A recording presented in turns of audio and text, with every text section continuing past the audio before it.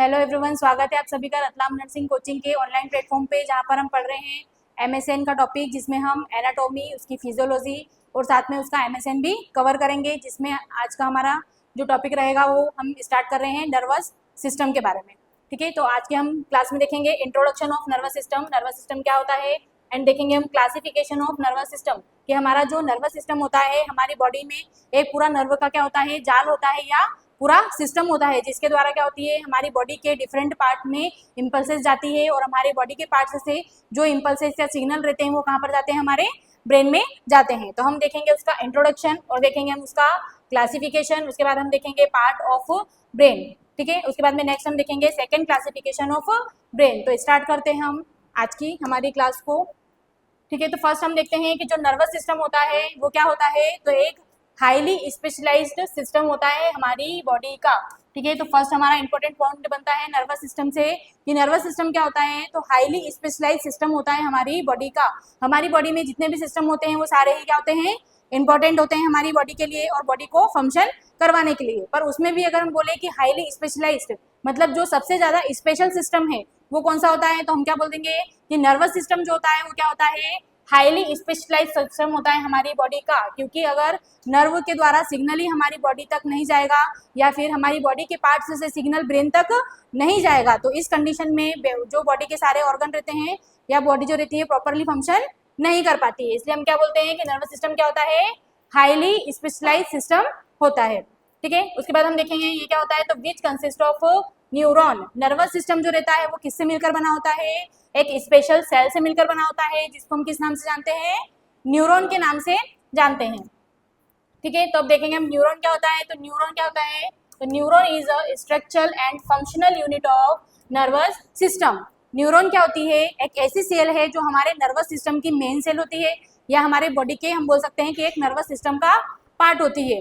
ठीक है, इसको हम क्या बोलते हैं, ये क्या होती है, नर्वस सिस्टम की स्ट्रक्चरल यूनिट भी होती है, साथ ही साथ में उसकी फंक्शनल यूनिट भी होती है। मतलब कि हम बोल सकते हैं कि हमारा जो पूरा नर्वस सिस्टम है उसकी जो स्ट्रक्चर को बनाती है वो भी क्या होती है, न्यूरॉन सेल होती है, और जो उससे फंक्शन करवाती है मतलब कार्य करवाती है वो भी कौन होती है, न्यूरॉन सेल होती है।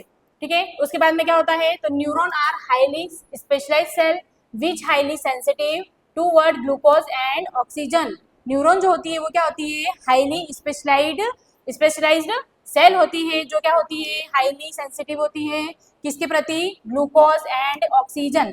ठीक है, तो इसका मीनिंग क्या होता है कि हमारी जो न्यूरॉन रहती है इसको फंक्शन करने के लिए क्या चाहिए होता है, ग्लूकोज चाहिए होता है और साथ में क्या चाहिए रहता है, ऑक्सीजन। तो हमने बोल दिया कि ये ग्लूकोज एंड ऑक्सीजन के प्रति क्या होती है, हाईली सेंसिटिव होती है। मतलब अगर प्रॉपर अमाउंट में इसको ग्लूकोज एंड ऑक्सीजन मिलता है तो ये अच्छे से अपना फंक्शन करती है। वहीं अगर इसको ग्लूकोज एंड ऑक्सीजन का सप्लाई किसी भी कारण की वजह से अगर कम होता है तो उस कंडीशन में क्या होती है, ये डिस्ट्रक्शन होना भी स्टार्ट हो जाती है या इसमें क्या हो जाता है, ब्रेक डाउन हो जाता है। क्लियर है इतना। उसके बाद में हम देखेंगे एक नोट, इसमें क्या लिखा है, तो 5 second bilaterally carotid artery compression cause syncope. ठीक है, syncope patient unconscious short time due to decrease blood supply. ठीक है, तो क्या है हमारा, क्या लिखा है हमने यहाँ पे कि 5 सेकेंड तक अगर हम क्या करते हैं, बायलेटरली मतलब क्या होता है, दोनों तरफ है ना, हमारी जो कैरोटिड आर्टरी है उसको अगर हम क्या करते हैं, कंप्रेस करते हैं। मतलब कैरोटिड आर्टरी को अगर हम दबाते हैं, कंप्रेस करते हैं 5 सेकेंड के लिए, तो हमारी जो क्या रहती है, न्यूरॉन रहती है वो क्या होने लग जाती है, डैमेज होना स्टार्ट हो जाती है, क्योंकि उसको क्या नहीं मिल पाता है, ग्लूकोज एंड ऑक्सीजन नहीं मिल पाता है। तो उस कंडीशन को हम क्या बोल देते हैं, साइन कॉप। क्या बोलते हैं इसको, साइन कॉप। ठीक है, तो इसमें क्या हो जाता है, पेशेंट क्या हो जाता है, अनकॉन्शियस हो जाता है फॉर शॉर्ट टाइम। थोड़े समय के लिए क्या हो जाएगा, पेशेंट अनकॉन्शियस हो जाएगा। क्यों होता है, डिक्रीज ब्लड सप्लाई, क्योंकि क्या नहीं मिल पाती है उसको, ब्लड सप्लाई नहीं मिल पाती है। ठीक है, हमको पता है कि जो कैरोटिड आर्टरी होती है वो क्या होती है, हमारे एरोटा की मेन ब्रांच होती है जो क्या करती है, हमारे हेड को ब्लड सप्लाई करती है। ठीक है, तो उसको हमने क्या कर दिया, 5 सेकेंड तक अगर कंप्रेस कर दिया तो हमारे जो हेड वाला पार्ट है, ब्रेन वाला पार्ट है, वहां पर क्या नहीं पहुंच पाएगा, सिग्नल नहीं पहुंच पाएगा। किसकी वजह से, क्योंकि ब्लड सप्लाई नहीं हो रही है। तो डायरेक्ट क्वेश्चन आता है कि 5 सेकेंड तक अगर कैरोटिड आर्टरी को कंप्रेस करेंगे तो क्या होगा, तो हम बोल देंगे कि एक साइन देखने को मिलेगा, उस साइन को हम क्या बोल देंगे, साइन कॉप। तो हमारा आंसर क्या हो जाएगा, कौन सा साइन देखने को मिलेगा? साइन कोप देखने को मिलेगा। तो साइन कोप पता होना चाहिए क्या होता है कि पेशेंट क्या होता है, थोड़ी देर के लिए अनकॉन्शियस हो जाएगा क्योंकि ब्लड सप्लाई प्रॉपरली नहीं हो पाएगी। क्लियर है इतना? उसके बाद में है neurons are learning by training. हमारी जो न्यूरॉन्स रहती है वो किसके द्वारा सीखती है? लर्निंग किसके द्वारा करती है? वो ट्रेनिंग के द्वारा। ठीक है, जैसे कि मान लो कि अपन क्या करते हैं, कुछ भी नया सीखते हैं या अपन क्या कर रहे हैं, टीचिंग कर रहे हैं, स्टूडेंट क्या कर रहे हैं, सीख रहे हैं, लर्निंग कर रहे हैं। ठीक है, तो जो सीख रहा है वो कौन सीख रहा है? हमारी बॉडी के न्यूरॉन सीख रहे हैं। ठीक है, न्यूरॉन को तो यहाँ पे वही लिखा है कि जो न्यूरॉन रहते हैं वो क्या करते हैं, लर्निंग करते हैं बाय ट्रेनिंग। मान लो कि एक पर्सन है वो क्या करता है, ड्राइविंग सीखता है, मतलब गाड़ी चलाना सीखता है। तो अगर उसने अच्छे से प्रैक्टिस करी है, प्रैक्टिस को दोहराया है, तो क्या कर लेगा, वो प्रॉपर ड्राइविंग करना सीख जाता है। या फिर वो कुकिंग करना सीख रहा है, तो कंटिन्यूसली अगर वो प्रैक्टिस को करता रहेगा तो वो क्या सीख जाएगा, कुकिंग करना सीख जाएगा। तो हमने बोल दिया कि उसने क्या कर लिया, ट्रेन कर लिया। किसको ट्रेन कर लिया? हमारी बॉडी के न्यूरॉन को। किसको ट्रेन कर लिया? हमारी बॉडी के न्यूरॉन को। तो हमने बोल दिया कि हम सीखते किसके द्वारा है या हम लर्निंग किसके द्वारा करते हैं? न्यूरॉन के द्वारा। न्यूरॉन सीखते कैसी है? ट्रेनिंग के द्वारा। ठीक है, तो नेक्स्ट आगे देखते हैं हम इसमें अब एम्ब्रोलॉजी ऑफ नर्वस सिस्टम। ठीक है, तो नेक्स्ट हमारी हेडिंग क्या है? Embryology of nervous system. Embryology का मतलब क्या होता है कि जो नर्वस सिस्टम रहता है उसका डेवलपमेंट कहाँ से हुआ। ठीक है, तो डेवलपमेंट कहाँ से होता है इसका? तो start to develop at 3 to 4 week of pregnancy. तो फर्स्ट क्वेश्चन तो यहीं से बनता है कि जो नर्वस सिस्टम रहता है इसका डेवलपमेंट कब स्टार्ट होता है। तो हम क्या बोल देंगे कि जब एक फीमेल प्रेग्नेंट होती है तो उसके 3rd से 4th वीक, मतलब 1 महीने के अंदर क्या हो जाता है, उसके बेबी के नर्वस सिस्टम का डेवलपमेंट हो जाता है। ठीक है, तो हम इसको क्या बोलते हैं? Embryology of nervous system. ठीक है, तो हम लिखेंगे embryology, embryology of nervous system. ठीक है, एम्ब्रोलॉजी में सबसे पहले जो चीज बनती है वो क्या होता है? न्यूरल प्लेट होता है। ठीक है, तो हम फर्स्ट लिख देंगे क्या बनता है, फर्स्ट न्यूरल प्लेट। ठीक है, अब जो न्यूरल प्लेट रहती है वो क्या हो जाती है, 2 पार्ट में डिवाइड हो जाती है। ठीक है, एक पार्ट से क्या बन जाता है, ब्रेन बन जाता है, और एक पार्ट से क्या बन जाता है, स्पाइनल कॉर्ड। ठीक है, अब क्वेश्चन आता है नेक्स्ट कि ये न्यूरल प्लेट कहाँ से आती है। तो हम क्या बोल देंगे कि ये कैसे बनती है, जर्म लेयर से बनती है। कैसे बनती है? Germ layer. ठीक है, अब जर्म लेयर जो होती है वो 3 टाइप की होती है। कौन कौन सी होती है? एक्टोडर्म होती है, और एक क्या होती है, मीजोडर्म होती है, और एक कौन सी होती है, एंडोडर्म। ठीक है, तो जो नर्वस सिस्टम रहता है उसका डेवलपमेंट कौन सी लेयर से होता है? डायरेक्ट क्वेश्चन आएगा तो हम क्या आंसर देंगे, कौन सी लेयर से होता है डेवलपमेंट? कौन सी लेयर से नर्वस सिस्टम का डेवलपमेंट होता है? एक्टोडर्म लेयर से। ठीक है, तो हम यहाँ पे लिख देंगे ब्रैकेट में कि न्यूरल प्लेट कहाँ से आई, तो इसका डेवलपमेंट कहाँ से हो गया, एक्टोडर्म लेयर से। क्लियर है, तो इसमें कंफ्यूज नहीं होना है, एक्टोडर्म कहाँ से आया। तो हमको याद रखना है कि ये क्या होती है, 3 जर्म लेयर होती है, जिसमें से हमारी जो एक्टोडर्म लेयर होती है वो क्या करती है, नर्वस सिस्टम को बनाने का काम करती है। जो न्यूरल प्लेट रहती है वो क्या हो जाती है, 2 पार्ट में डिवाइड हो जाती है। एक को हम बोल देते हैं कि क्या पार्ट बना दिया उसने, ब्रेन बना दिया, और एक पार्ट ने क्या बना दिया, स्पाइनल कोड। मान लो कि ये क्या होती है, न्यूरल प्लेट होती है, तो ऊपर वाला जो पार्ट डेवलप हो गया इसको हमने क्या बोल दिया, ब्रेन बोल दिया, और जो नीचे वाला पार्ट डेवलप हो गया इसको क्या बोल दिया हमने, स्पाइनल कोड। क्लियर है, और ये पूरी हमारी क्या है, न्यूरल प्लेट है।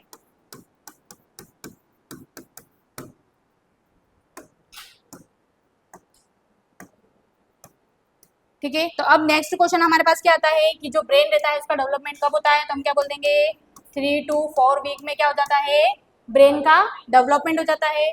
उसके बाद हमारे पास क्वेश्चन आता है कि स्पाइनल कोड का डेवलपमेंट कब होता है, तो हम क्या बोल देंगे 3 वीक पर क्या हो जाता है, इसका डेवलपमेंट हो जाता है। क्लियर है, याद कैसे रखोगे, ब्रेन बड़ा पार्ट होता है तो याद रख लेना कि इसमें 1 वीक ज्यादा लगता है, मतलब 3 से 4 वीक में ब्रेन का डेवलपमेंट होता है, और स्पाइनल कोड जो रहती है उसका डेवलपमेंट कब हो जाता है, 3 वीक पर। क्लियर है इतना। उसके बाद में नेक्स्ट हम देखेंगे कि क्या होता है, 28 दिन पर क्या हो जाता है, फ्यूजन हो जाता है। 28th डे फ्यूज्ड, क्या फ्यूज्ड हो जाता है, न्यूरल ट्यूब। ठीक है, न्यूरल ट्यूब, या हम क्या बोल सकते हैं इसको, न्यूरल प्लेट। तो हमने देख लिया कि 28वें दिन पर क्या हो जाती है, जो न्यूरल प्लेट रहती है या जो हमारा ये न्यूरल ट्यूब है ये क्या हो जाता है, फ्यूज हो जाता है। मतलब कि इसके अंदर की जो बॉन्स है या हम बोल सकते हैं इसके अंदर के जो पार्ट है वो आपस में क्या हो जाते हैं, जुड़ जाते हैं। तो डायरेक्ट क्वेश्चन आता है कि फ्यूज कब होता है, तो हम क्या बोल देंगे 28 डे पर, मतलब जिस दिन से प्रेगनेंसी कंसीव करी थी उसके 28वें दिन पर क्या हो जाता है, न्यूरल ट्यूब क्या हो जाती है, फ्यूज्ड हो जाती है। अगर 28 दिन के बाद भी ये फ्यूज नहीं हो पाती है तो इसकी वजह से बच्चे में क्या हो सकती है, कॉन्जेनाइटल एबनॉर्मलिटी हो सकती है। ठीक है, तो कॉन्जेनाइटल एबनॉर्मलिटी क्या होगी, अगर हमारा ब्रेन वाला एरिया क्या नहीं हो पाता है, फ्यूज नहीं हो पाता है, तो इस कंडीशन में क्या हो जाएगा, इनेनसिफेली, इनेनसिफेली।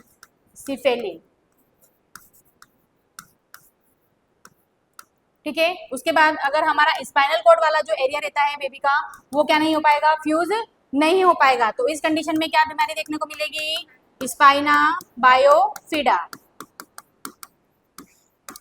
क्लियर है इतना।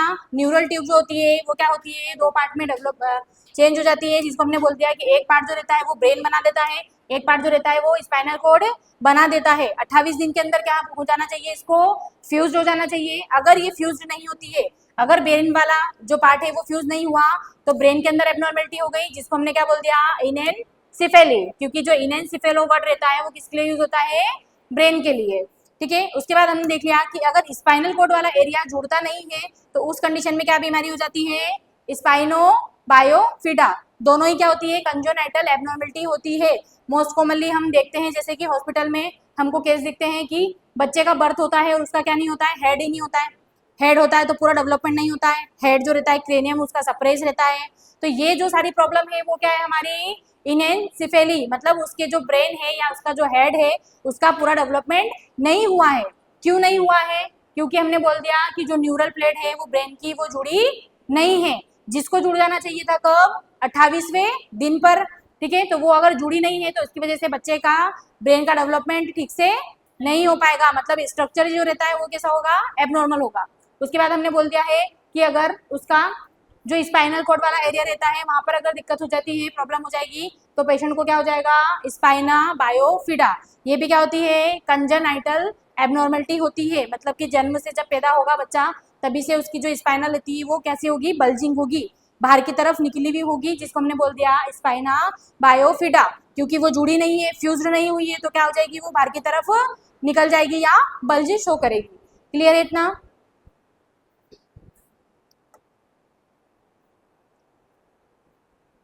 उसके बाद इसमें एक और पॉइंट लिख लेते हैं अपन कि जो हमारी न्यूरल ट्यूब रहती है इसको फ्यूज होने के लिए क्या चाहिए रहता है, कुछ मिनरल्स चाहिए रहते हैं।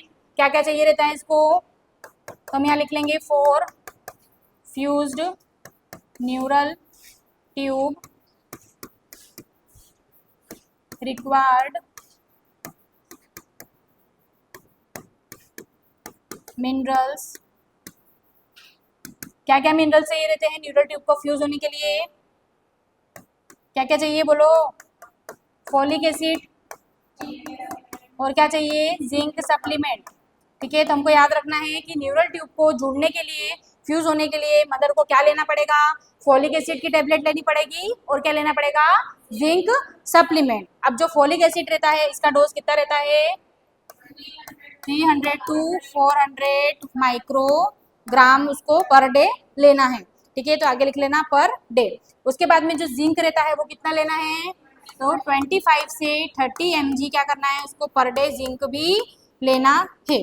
क्लियर है। तो न्यूरल ट्यूब जो रहती है इसको फ्यूज होने के लिए दो मिनरल चाहिए रहते हैं। फर्स्ट तो चाहिए क्या, फॉलिक एसिड चाहिए और दूसरा क्या चाहिए, जिंक। अब एक और क्वेश्चन आता है कि फॉलिक एसिड कब स्टार्ट करें कि बच्चे में न्यूरल ट्यूब की प्रॉब्लम ना हो या मदर को एनीमिया ना हो, तो कब स्टार्ट कर दो, प्रेगनेंसी कंसीव होने के या प्लानिंग करने के 1 से 3 मंथ पहले ही क्या कर दो, फॉलिक एसिड की टेबलेट लेना स्टार्ट कर दो। क्योंकि हमको पता है कि अगर फॉलिक एसिड नहीं खाएंगे, आयरन नहीं खाएंगे, तो बच्चा रहता है जो उसमें क्या हो जाएगी, कंजर्नाइटल एबनॉर्मलिटी हो जाएगी, जिसमें क्या क्या आता है, इनेंसेफेली एंड स्पाइनो बायोफिटा। ठीक है, तो हम यहाँ पे लिख लेते हैं कि फॉलिक एसिड कब लेना है, folic acid take before 3 to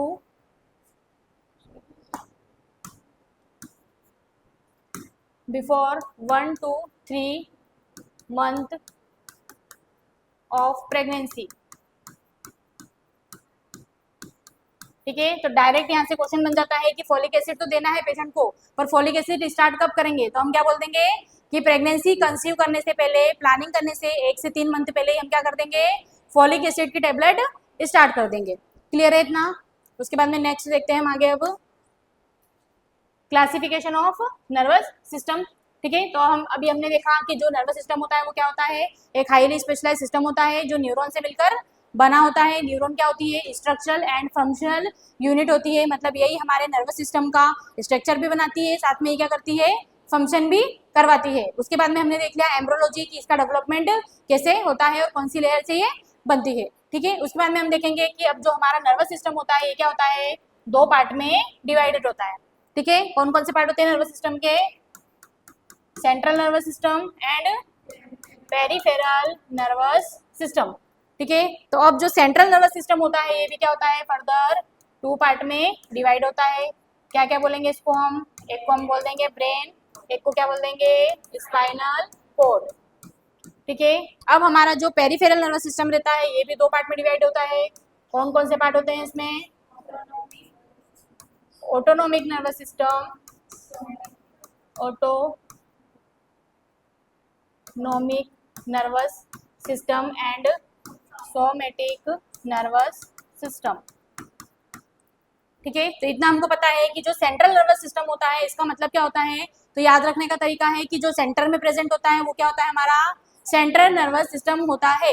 तो याद रख लो कि इसके 2 पार्ट होते हैं, कौन से होते हैं, एक ब्रेन होता है, एक स्पाइनल कॉर्ड। तो इसमें कंफ्यूजन नहीं होना चाहिए, सेंट्रल नर्वस सिस्टम नाम आ जाता है मतलब याद आ जाना चाहिए कि 2 ही पार्ट है ओनली, इसमें कौन कौन से हैं, ब्रेन एंड स्पाइनल कॉर्ड। ठीक है, तो फर्स्ट हम डील करेंगे किसको, सेंट्रल नर्वस सिस्टम को। ठीक है, तो फर्स्ट हम इसमें देखेंगे कि जो हमारा सेंट्रल नर्वस सिस्टम होता है जिसमें 2 पार्ट हैं, एक तो क्या है, ब्रेन है और एक स्पाइनल कॉर्ड। तो फर्स्ट हम बात करेंगे किसके बारे में, ब्रेन के बारे में। ठीक है, तो ब्रेन का देखेंगे हम कि क्या क्या होता है। तो ब्रेन के कितने पार्ट होते हैं, ब्रेन जो रहता है हमारा क्या होता है, 3 पार्ट में डिवाइड होता है। ठीक है, जो फर्स्ट पार्ट होता है इसको हम क्या बोल देते हैं, फोर ब्रेन। सेकेंड जो पार्ट होता है ब्रेन का उसको हम क्या बोलेंगे, मिड ब्रेन। और जो लास्ट पार्ट होता है उसको हम क्या बोल देंगे, हिंड ब्रेन। क्लियर है, 4 ब्रेन हमने नाम रखा है, मतलब 4 ब्रेन से हमको समझ जाना है कि जो आगे वाला ब्रेन होता है इसको हम क्या बोलते हैं, 4 ब्रेन के नाम से जानते हैं। मिड का मतलब क्या होता है, मिडिल, मतलब कि जो मिडिल में ब्रेन है इसको हम क्या बोल देते हैं, मिड ब्रेन।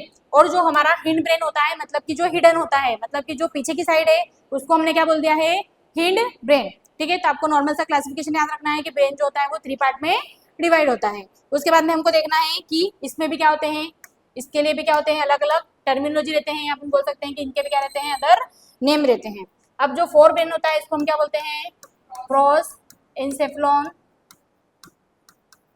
ठीक है, मिड ब्रेन जो रहता है इसको हम क्या बोलते हैं, मेजे इंसेफ्लॉन, मेजे इंसेफ्लॉन। और जो हिंड ब्रेन रहता है इसको हम क्या बोलते हैं, राम्बे इंसेफ्लॉन। ठीक है, तो हमको क्या करना है, जो बेसिक से नाम थे वो हमको याद हो गए, अब हमको याद रखना है कि इनके भी क्या होते हैं, अदर नेम होते हैं। तो 4 से आगे रख लेंगे हम, 4 मतलब कि आगे वाला, आगे को हम बोल सकते हैं प्रो, मतलब इसको क्या बोल देंगे, प्रोजे इंसेफ्लॉन। इंसेफ्लॉन जो वर्ड होता है वो किससे रिलेटेड होता है, ब्रेन से रिलेटेड होता है। तो जहां पर भी ब्रेन का नाम आ रहा है वहां पे क्या लगा देंगे अपन, एनेसेफ्लॉन। ठीक है, तो प्रो इंसेफ्लॉन बोल देंगे। उसके बाद में जो मिड ब्रेन होता है, एम से मी याद रख लो और मी से मेजे याद रख लो, इसको हम क्या बोल देंगे, मिड ब्रेन को क्या बोलेंगे, मेजे इंसेफ्लॉन। उसके बाद में जो हिंड ब्रेन होता है इसका याद रखना पड़ेगा कि इसको क्या बोलते हैं हम, राम्बे इंसेफ्लॉन के नाम से जानते हैं। क्लियर है इतने नाम। उसके बाद में हम देखेंगे कि जो 4 ब्रेन होता है वो भी क्या होता है, फर्दर 2 पार्ट में डिवाइड होता है। ठीक है, कौन कौन से पार्ट होते हैं 4 ब्रेन के अंदर, फर्स्ट क्या होता है इसमें, सेरेब्रम होता है, और क्या होता है, एक डायंसेफ्लॉन। ठीक है, तो जो हमारा 4 ब्रेन रहता है, मतलब कि जो आगे वाला ब्रेन रहता है ये भी क्या होता है, फर्दर 2 पार्ट में डिवाइड होता है। एक को हम बोल देते हैं सेरेब्रम और एक को हम बोल देते हैं डायन एंसेफ्लॉन। मतलब कि मान लो ये हमारा क्या है, ब्रेन है, ब्रेन में हमने क्या कर दिए हैं, 3 पार्ट में इसको हमने डिवाइड कर दिया है। ठीक है, 3 पार्ट में हमने डिवाइड करा है, तो हमने बोल दिया है कि ये क्या है हमारा फोर ब्रेन है। मिडिल में जो है इसको हमने बोल दिया है ये क्या है हमारा मिड ब्रेन है, और जो लास्ट में है इसको हमने बोल दिया है ये क्या है हमारा हिंड ब्रेन है। क्लियर है इतना। उसके बाद में हमने नाम देख लिए हैं कि फोर ब्रेन को हम क्या बोलते हैं, प्रोजे इंसिफ्लोन के नाम से जानते हैं। उसके बाद में हमने देख लिया है कि जो मिड ब्रेन रहता है इसको हम क्या बोलते हैं, मेजे इंसिफ्लोन के नाम से जानते हैं। उसके बाद में हमने देख लिया है कि जो हमारा हिंड ब्रेन होता है जो कि हिडन होता है या पीछे की साइड होता है, इसको हम किस नाम से जानते हैं, रामबे इंसिफ्लोन के नाम से जानते हैं। उसके बाद में हमने बोला है कि जो हमारा फोर ब्रेन है ये भी क्या है, फर्दर 2 पार्ट में डिवाइडेड है। कितने पार्ट में डिवाइडेड है, 2 पार्ट में डिवाइडेड है। ठीक है, तो हमने बोल दिया है कि जो हमारा एक पार्ट होता है वो तो क्या हो जाता है, सेरेब्रम हो जाता है। एक पार्ट जो रहता है वो क्या हो जाता है, डाई इंसिफ्लोन हो जाता है। क्लियर है। एक पार्ट को क्या बोल दिया हमने, सेरेब्रम, और एक को क्या बोल दिया है, डाई इंसिफ्लोन। तो वही हमने यहाँ पर लिखा है। क्लियर है। उसके बाद में याद रखना है कि जो सेरेब्रम रहता है इसका भी क्या होता है, एक और नाम होता है जिसको हम क्या बोल देते हैं, टेलेनसेफ्लॉन। ठीक है, अब इसमें डाइंसिफ्लॉन, सिफ्लॉन पहले से लगा है मतलब इसका नाम अलग से नहीं होता है। ठीक है, तो जो सेरेब्रम होता है इसको हम क्या बोलते हैं, टेलेनसेफ्लॉन के नाम से जानते हैं। क्लियर है इतना। उसके बाद में हम देखेंगे कि जो डाइंसिफ्लॉन होता है ये भी क्या होता है, फर्दर पार्ट में डिवाइडेड होता है। ठीक है, तो डाइंसिफ्लॉन में देखेंगे हम कौन कौन से पार्ट होते हैं। फर्स्ट क्या होता है इसमें, फर्स्ट क्या होता है इसमें, हाइपोथैलेमस होता है। सेकेंड पार्ट क्या होता है इसमें, थैलेमस होता है। और क्या होता है, लिम्बिक सिस्टम।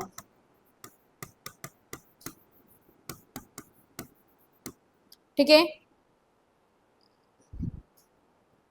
उसके बाद में नेक्स्ट देखेंगे कि जो लिम्बिक सिस्टम होता है वो भी क्या होता है, फर्दर पार्ट में डिवाइडेड होता है। क्या क्या आता है इसके अंदर, तो फर्स्ट इसमें क्या आता है, बेसल गैंग्लिया। और क्या आता है, एमाइगडाला। और क्या आता है इसमें, हिपोकैम्पस, हिपोकैम्पस।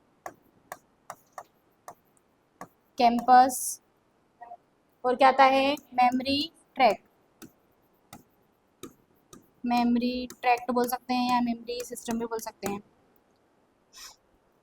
ठीक है, तो ये क्या होते हैं, हमारे डायनसिफ्लॉन के पार्ट होते हैं। क्या क्या पार्ट होता है, तो हमको याद रखना है कि हमारा जो डायन इंसिफ्लॉन वाला पार्ट है वहां पर क्या पाए जाते हैं, हमारे ब्रेन के कुछ छोटे छोटे से स्ट्रक्चर बोल दो या फिर ब्रेन के अंदर के छोटे छोटे से ऑर्गन्स बोल दो। ठीक है, कहाँ पाए जाते हैं, हमारे डायनसिफ्लॉन वाले पार्ट में पाए जाते हैं। तो हमको याद रखना है कि क्या क्या होते हैं वो स्ट्रक्चर। तो एक तो होता है हाइपोथैलेमस, एक होता है थैलेमस, और एक होता है लिम्बिक सिस्टम, जिसको हम क्या बोलते हैं, इमोशनल ब्रेन ऑफ बॉडी। ठीक है, हमारे जो इमोशन रहते हैं, मेमोरी रहती है, इन सबको कंट्रोल करने वाला कौन होता है, लिम्बिक सिस्टम। इसलिए हम इसको क्या बोल देते हैं, इमोशनल ब्रेन। क्या बोलते हैं इसको, इमोशनल ब्रेन। हमारे जो भी इमोशन बन रहे हैं, मेमोरी बन रही है, वो सब कहाँ के द्वारा मैनेज हो रहा है, डायनसिफ्लॉन के द्वारा मैनेज हो रहा है। डायनसिफ्लॉन में भी बोल दो कि कौन सा पार्ट, तो लिम्बिक सिस्टम के द्वारा क्या हो रहा है, ये इसका फॉर्मेशन हो रहा है और मेंटेनेंस हो रहा है। क्लियर है। अब जो लिम्बिक सिस्टम रहता है इसमें भी क्या होते हैं, फर्दर अलग अलग पार्ट होते हैं। एक तो हो जाता है हमारा क्या, बेसल गैंग्लिया, जो क्या करता है, हमारे फाइन मसल्स मूवमेंट को करवाने का काम करता है। मतलब हमारे जो छोटे छोटे काम है, जैसे हमारी आई ब्लिंकिंग कर रही है, जब हम चलते हैं तो हमारा हैंड क्या होता है, अपने आप ही स्विंग करता है, मतलब घूमता है। तो ये जो छोटे छोटे काम है, सोलोविंग करते हैं, है ना, तो ये सब क्या होते हैं, इनवॉलेंट्री काम है, मतलब अपने कंट्रोल में नहीं है। तो ये जो रहते हैं सारे काम कंट्रोल कौन करता है, हमारा बेसल गैंग्लिया। तो इसके आगे लिख सकते हैं अपन, क्या करता है ये, फाइन मसल कंट्रोल करता है। क्या करता है, फाइन मसल कंट्रोल करता है। फाइन मतलब हमारे जो छोटे छोटे काम है उनको कंट्रोल करता है, जैसे आई को ब्लिंकिंग करवाना, सोलोविंग करवाना, जब हम वॉक करते हैं तो हमारे हैंड को स्विंग करवाना, कौन करता है ये सब, बेसल गैंग्लिया। उसके बाद में होता है अमाइगडाला। ठीक है, अमाइगडाला जो होता है ये क्या करता है, इमोशन का फॉर्मेशन करता है। तो इसके आगे हम लिख लेंगे क्या करता है, इमोशन फॉर्मेशन, इमोशन फॉर्मेशन।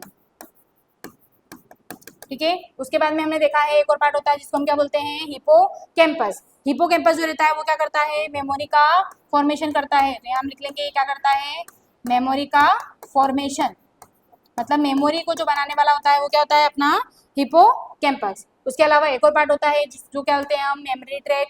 ये क्या करता है बेसल गैंग्लिया के पास पाया जाता है, जो बेसल गैंग्लिया को काम करने में हेल्प करता है, मतलब बोलते हैं कि हेल्पिंग स्ट्रक्चर होता है। क्लियर है? तो ये जो सारे अपने पार्ट होते हैं वो काय के होते हैं, डायइंसिफ्लॉन के होते हैं। ठीक है, सेरेब्रम में याद रखना है कि सेरेब्रम एक पार्ट है और जो डायइंसिफ्लॉन है उसके अंदर छोटे छोटे से ऑर्गन्स पाए जाते हैं, जिनमें हम बोल देते हैं कि हाइपोथैलेमस होता है, थैलेमस होता है और एक पूरा लिम्बिक सिस्टम होता है जो हमारे इमोशंस को जनरेट और कंट्रोल करने का काम करता है। क्लियर है इतना? उसके बाद हम देखेंगे मिड ब्रेन। ठीक है, अब जो मिड ब्रेन होता है उसमें क्या पाया जाता है, एक ही पार्ट पाया जाता है जिसको हम क्या बोलते हैं, सबथैलेमिक न्यूक्लियाई। सबथैलेमिक न्यूक्लियाई बोलते हैं। ठीक है, सबथैलेमिक नाम कहाँ से आया, क्योंकि ये थैलेमस के पास पाया जाता है और एक न्यूक्लियाई मतलब एक न्यूक्लियस जैसा छोटा सा स्ट्रक्चर होता है, इसलिए इसको हम क्या बोलते हैं, सबथैलेमिक न्यूक्लियस। तो इमेज में हम बोल सकते हैं कि मिड ब्रेन के अंदर एक पार्ट पाया जाता है जो कैसा होता है, न्यूक्लियाई के जैसा होता है, मतलब छोटे से न्यूक्लियस समान एक पार्ट है, थैलेमस के पास पाया जाता है, थैलेमस इस पार्ट में है ना, तो उसके ये पास में होता है ब्रेन में, तो इसलिए हम इसको क्या बोलते हैं, सबथैलेमिक न्यूक्लियाई के नाम से जानते हैं। अब इसके अंदर भी क्या होती है, एक लेयर होती है जिसको हम क्या बोलते हैं, सबस्टेशनिया नाइग्रा। ठीक है, ये क्या होती है, एक लेयर होती है जो किसके अंदर पाई जाती है, सबथैलेमिक न्यूक्लियाई के अंदर पाई जाती है। ठीक है, अब जो हमारी सबस्टेशनिया नाइग्रा होती है ये भी क्या होती है, फर्दर 2 पार्ट में डिवाइड होती है। कौन कौन सा पार्ट होता है, pars compacta and pars reticulata. Reticulata क्या क्या बोलते हैं इसको, pars compacta and pars reticulata. ठीक है, अब जो पर्स कॉम्पेटा रहता है ये क्या करता है, न्यूरोट्रांसमिशन का फॉर्मेशन करता है, और जो हमारा पर्स रेटिकुलेटर रहता है ये भी क्या करता है, न्यूरोट्रांसमीटर बनाने का काम करता है। तो हमको याद रखना है जो पर्स कॉम्पेटा रहता है वो कौन सा न्यूरोट्रांसमीटर सीक्रेट करता है, डोपामाइन। तो इसके नीचे हम लिख लेंगे क्या सीक्रेट करता है, ये डोपामाइन को सीक्रेट करने का काम करता है। उसके बाद में जो पर्स रेटिकुलरिस होता है ये क्या करता है, सीक्रेट करता है किसको, गाबा को।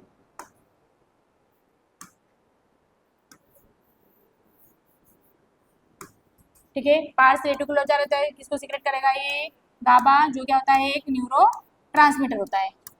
क्लियर है? तो ये क्या हो जाता है हमारा यहाँ पर मिड ब्रेन कवर हो जाता है। मिड ब्रेन में सिर्फ एक ही पार्ट है जिसको हम क्या बोलते हैं, सबथैलेमिक न्यूक्लियाई के नाम से जानते हैं। थैलेमस के पास होता है, न्यूक्लियस जैसा होता है, इसलिए नाम क्या है इसका, सबथैलेमिक न्यूक्लियाई। इसके अंदर क्या पाई जाती है, एक लेयर या स्ट्रक्चर पाया जाता है जिसको हम बोल देते हैं सबस्टाइना नाइग्रा। अब जो सबस्टाइना नाइग्रा जो हमारा है इसको भी हमने 2 पार्ट में डिवाइड कर दिया है। एक को हमने बोल दिया है क्या, पार्स कॉम्पेटा, और एक को हमने क्या बोल दिया है, पार्स रेटिकुलेरिस। ठीक है, जो पार्स कॉम्पेटा रहता है वो क्या करता है, डोपामाइन का सिक्रेशन करता है, और जो पार्स रेटिकुलेरिस रहता है ये क्या करता है, गाबा का सिक्रेशन। तो डायरेक्ट क्वेश्चन आ जाएगा कि आपका जो डोपामाइन रहता है वो सिक्रेट कहाँ से होता है, तो हम क्या बोल देंगे, पार्स कॉम्पेटा से डोपामाइन का सिक्रेशन होता है। ऑप्शन में पार्स कॉम्पेटा नहीं दिया है, डायरेक्ट डाल दिया सबस्टाइना नाइग्रा, है ना, तब भी हमको आंसर क्या लगाना है, सबस्टाइना नाइग्रा, क्योंकि हमको पता है कि सबथैलेमिक का ही पार्ट है सबस्टाइना नाइग्रा और उसी का पार्ट है pars compacta and pars reticularis. Clear है इतना? उसके बाद में हम देखेंगे हिंड ब्रेन।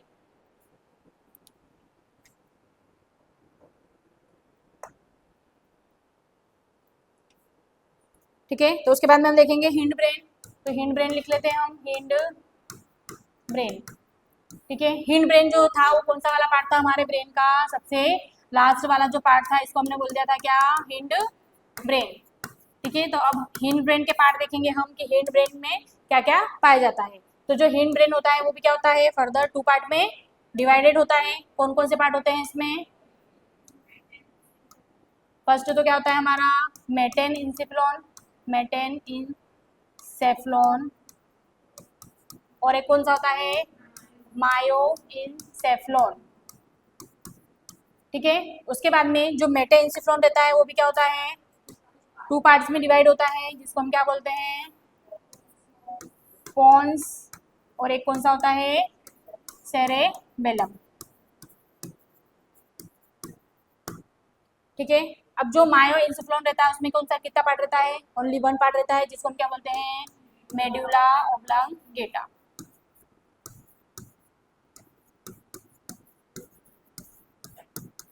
ठीक है, तो हमने देखा कि जो हिंड ब्रेन होता है वो क्या होता है, दो पार्ट में डिवाइडेड होता है। एक को हम बोलते हैं मेटन इंसिफ्लॉन और एक को हम क्या बोलते हैं, मायो इंसिफ्लॉन के नाम से जानते हैं। तो हम बोल सकते हैं कि जो ये हिंड ब्रेन है इसको क्या कर दिया हमने, फर्दर टू पार्ट में डिवाइडेड कर दिया है। अब जो हमारा ऊपर वाला पार्ट है इसको हमने को क्या बोल दिया है, मेटन इंसिफ्लॉन बोल दिया है। ठीक है, और जो नीचे वाला पार्ट है इसको हमने क्या बोल दिया है, मायो इंसेफ्लॉन। क्लियर है कि कहाँ पर कौन सा पार्ट पाया जाता है। अब जो हमारा मेटेनसेफ्लन होता है उसको हमने बोल दिया कि ये भी क्या होता है, फर्दर टू पार्ट में डिवाइडेड होता है। तो हमने बोल दिया कि यहाँ पर तो पॉन्स पाया जाता है और यहाँ पे क्या पाया जाता है, सेरेबेलम वाला स्ट्रक्चर पाया जाता है। क्लियर है। उसके बाद में जो मायो इंसिफ्लोन होता है उसके अंदर क्या पाया जाता है, एक ही स्ट्रक्चर पाया जाता है जिसको हम क्या बोल देते हैं, मेडुला ओब्लांगेटा। तो एमओम से लिख सकते हैं यहाँ पे, एमओ मतलब क्या होता है, मेडुला ओब्लांगेटा। तो क्लियर है इतने। ये क्या होता है, हमारे ब्रेन के थ्री पार्ट होते हैं जिसमें हमने देखा कि फर्स्ट क्या होता है, फोर ब्रेन होता है, उसके बाद में कौन सा होता है, मिड ब्रेन होता है, और क्या होता है, हिंड ब्रेन होता है। क्लियर है। तो ये अपने होते हैं थ्री पार्ट्स।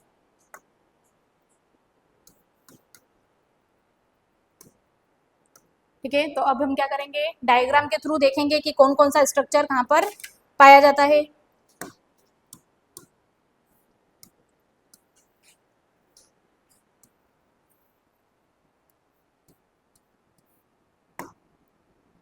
ठीक है, तो ये अगर मान सकते हैं हम, ये क्या है, हमारा ब्रेन है ना। इसमें हमको देखना है कि फोर ब्रेन क्या है, हिंड ब्रेन क्या है और मिड ब्रेन क्या है, और उसके अंदर कौन कौन सा पार्ट डिवाइडेड है। तो जो हमने अभी पूरा टेबल में पढ़ा है, अगर टेबल से याद नहीं होता है तो हम इमेज बना के भी उसको याद रख सकते हैं कि किस पार्ट को हम क्या बोलेंगे।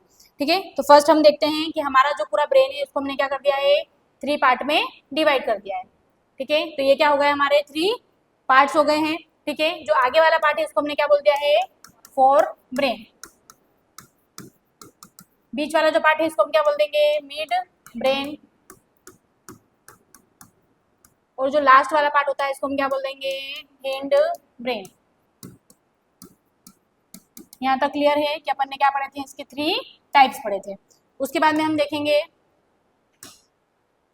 कि इसके भी क्या होते हैं, अदर नेम्स होते हैं। ठीक है, तो अदर नेम लिखेंगे हम यहाँ पे, क्या क्या होते हैं, प्रोज इंसेफ्लॉन। ठीक है, इसको क्या बोलते हैं हम, मेजे इंसेफ्लॉन। जहाँ पर भी एन लिखा है उसका मतलब क्या है, इंसेफ्लॉन। ठीक है, और हिंड वाले को हम क्या बोलते हैं, रामबे इंसेफ्लॉन। ठीक है, तो ये तीनों के क्या होते हैं, क्लिनिकल नेम होते हैं। इतना देख लिया। उसके बाद हम देखेंगे कि अब जो हमारा फोर ब्रेन होता है ये भी क्या होता है, टू पार्ट में डिवाइड होता है। तो हमने क्या कर दिया, इसको टू पार्ट में डिवाइड कर दिया। एक पार्ट को हमने क्या बोल दिया, सेरेब्रम। ठीक है, सेरेब्रम का जो अदर नेम होता है वो क्या होता है, टेलेंसिफ्लॉन, टेलेइनसेफ्लॉन। क्लियर है। उसके बाद में हमने देखा कि इसमें जो नीचे वाला पार्ट था फोर ब्रेन का उसको हमने क्या बोल दिया था, डाइनसिफ्लॉन। ठीक है, तो ये क्या हो गया, हमारा फोर ब्रेन के दो पार्ट हो गए। उसके बाद में जो डाइनसिफ्लॉन था उसके अंदर क्या थे, छोटे छोटे ऑर्गन्स थे। ठीक है, तो हमने क्या बना दिया, यहाँ पे छोटे छोटे पार्ट बना दिए, यहाँ ऑर्गन बना दिए हैं। ठीक है, एक को हमने क्या बोल दिया है, थैलेमस बोल दो या हाइपोथैलेमस, थैलेमस लिख लो, थैलेमस।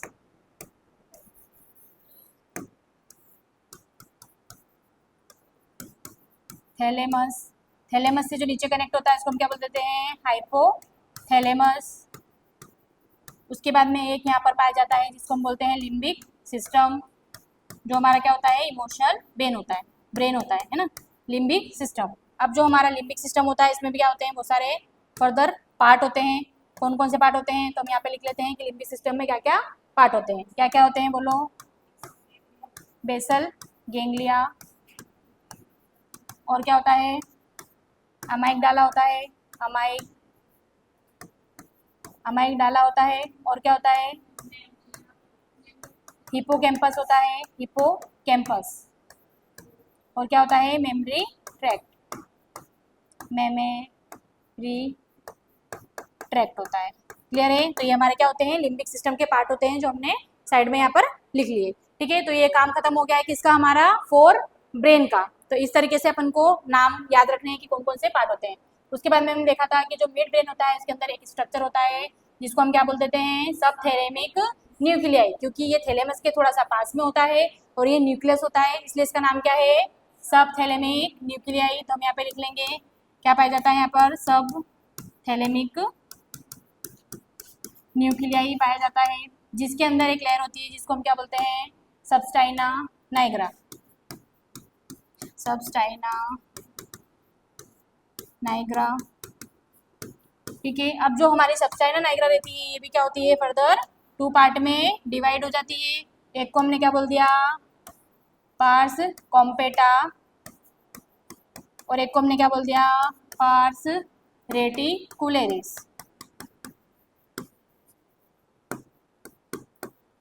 Parse reticularis. अब जो हमारी पार्स कॉम्पेटा होती है ये क्या करती है, एक न्यूरोट्रांसमीटर को सिक्रेट करती है जिसको हम क्या बोलते हैं, डोपामाइन। तो हम यहाँ पे लिख लेंगे सिक्रेट डोपामाइन। क्या सिक्रेट करती है ये, डोपामाइन को सिक्रेट करती है। उसके बाद में हमारी जो पार्स रेटिकुलरिस है ये क्या करती है, तो ये करती है सिक्रेट किसको, गाबा को। ठीक है, ये दोनों क्या होते हैं, न्यूरो ट्रांसमीटर होते हैं।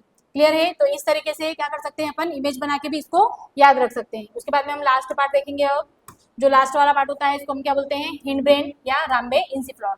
अब इसको भी हम क्या कर देंगे, फर्दर 2 पार्ट में डिवाइड कर देंगे। जो ऊपर वाला पार्ट होता है इसको हम क्या बोलते हैं, मेटेन इंसिफ्लॉन, मेटेन इंसिफ्लॉन।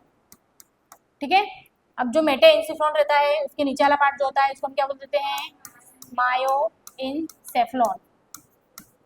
क्लियर है इतना। उसके बाद में अगर हम बोलें कि जो मेटे इंसिफ्लॉन रहता है वो भी क्या होता है, फर्दर 2 पार्ट में डिवाइडेड होता है। ऊपर वाले पार्ट को हम क्या बोल देते हैं, पॉन्स, और उसके जो नीचे होता है इसको हम क्या बोल देंगे, सेरेबेलम, जो हमारी बॉडी में क्या करता है, बैलेंस और पोस्चर को मेंटेन करने का काम करता है। उसके बाद में जो हमारा मायोइंसिफ्लॉन होता है उसके अंदर क्या होता है, एक ही पार्ट पाया जाता है, मतलब हमारे ब्रेन का लास्ट पार्ट, जिसको हम क्या बोल देते हैं, मेड्यूला ओब्लांगेटा, मेड्यूला ओब्लांगेटा। तो क्लियर है, यहाँ से क्या हो जाती है आपकी, ये क्या हो जाती है, स्पाइनल कॉर्ड स्टार्ट हो जाती है।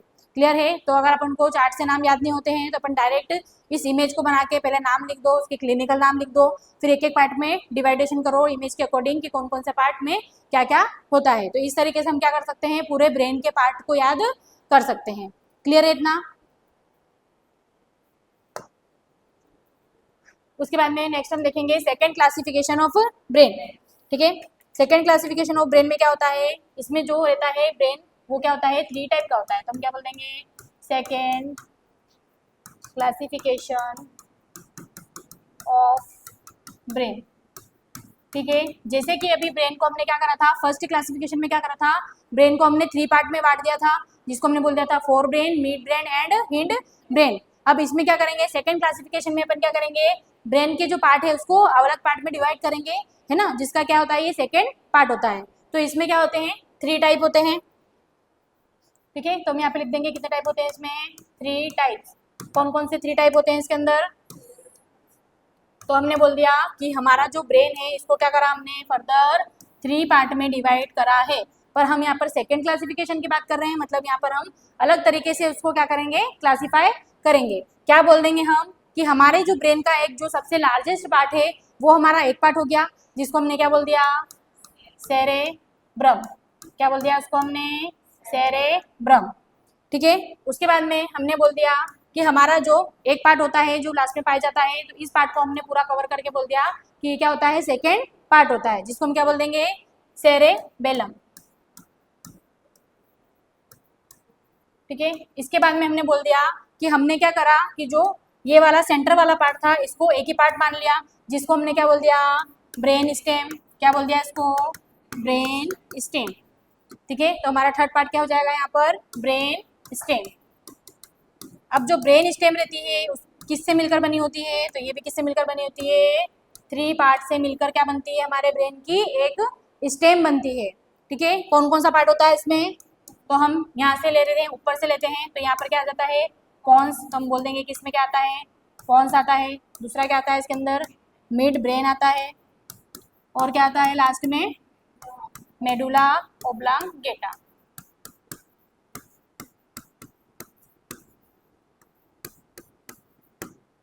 क्लियर है, तो इसको हम क्या बोल सकते हैं, सेकेंड क्लासिफिकेशन ऑफ ब्रेन, जिसमें हम क्या करते हैं, ब्रेन को उसके साइज के अकॉर्डिंग बांट देते हैं। सबसे लार्जेस्ट जो पार्ट होता है वो कौन सा होता है हमारा, सेरेब्रम होता है, जिसको हम बोल सकते हैं ये कितना होता है 80% या 80 से लेकर 85% क्या होता है हमारे पूरे ब्रेन का पार्ट होता है। ठीक है, उसके बाद में हम बोल सकते हैं जो सेरेब्रम होता है वो कितना होता है 11% हमारे ब्रेन का पार्ट होता है। बाकी का जो पार्ट बचता है ना, वो कितना हो जाता है हमारा, जो रहता है 5 से लेकर 8% मान लो कितना हो सकता है एवरेज, तो हम उसको बोल देंगे वो हमारा ब्रेन स्टेम का पार्ट होता है। क्लियर है, तो क्वेश्चन डायरेक्ट बनता है कि जो सेरेब्रम रहता है वो कितने % का पार्ट होता है, तो हम क्या बोल देंगे हमारे जो ब्रेन रहता है उसमें 80 से 85% क्या है, सेरेब्रम ही प्रेजेंट है। क्लियर है, तो ये क्या होता है हमारा सेकेंड क्लासिफिकेशन ऑफ ब्रेन होता है। क्लियर है, नेक्स्ट क्लास में हम पढ़ेंगे क्लासिफिकेशन, जिसमें हम देखेंगे कि जो हमारा ब्रेन होता है वो कैसे फंक्शन करता है, उसमें क्या होते हैं डिफरेंट, फोर ब्रेन जो होता है उसमें क्या होते हैं, दो पार्ट होते हैं, एक होता है सेरेब्रम एंड डायएंसिफिलॉन। तो नेक्स्ट लेक्चर में अपन बात करेंगे कि सेरेब्रम क्या होता है, इसका स्ट्रक्चर और ये कैसे फंक्शन करता है। ठीक है, थैंक यू।